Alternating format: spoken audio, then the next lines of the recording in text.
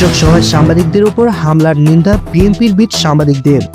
জাতীয় সংসদ ভবনের দক্ষিণ প্লাজায় আয়োজিত নাগরিক শোক সভার সংবাদ সংগ্রহের সময় কয়েকজন রিপোর্টারকে শারীরিকভাবে লাঞ্ছিত ও অপদস্থ করার ঘটনায় তীব্র নিন্দা ও ক্ষোভ জানিয়েছে বিএনপির বিটে কর্মকর্তা, বিভিন্ন গণমাধ্যমের সাংবাদিকরা।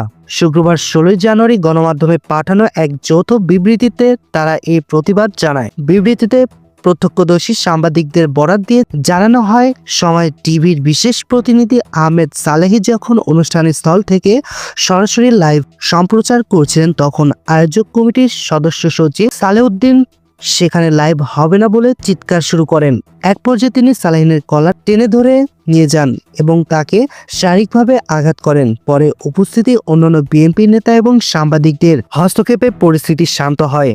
একই সময় গ্রিন টিভির রিপোর্টার আহসান হাবিব সহ আরও কয়েকজন সাংবাদিকের সঙ্গে অত্যন্ত আপত্তিকর ও অশালীন আচরণ করেন সালেউদ্দিন। বিবৃতিতে সাংবাদিকরা বলেন, সালেউদ্দিনের এমন অপেশাদার ও উদ্ধত আচরণ সম্পূর্ণ অগ্রহণযোগ্য।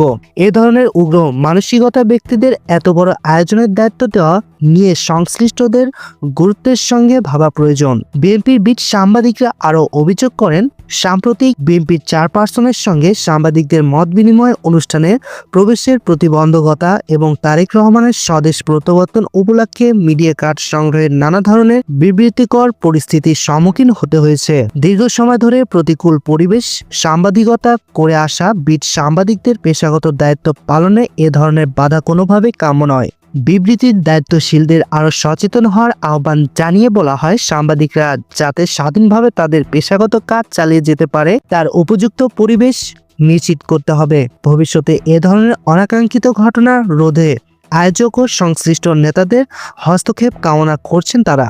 ধন্যবাদ সবাইকে। পরবর্তী নিউজ আপডেট পেতে আমাদের সাথে থাকুন।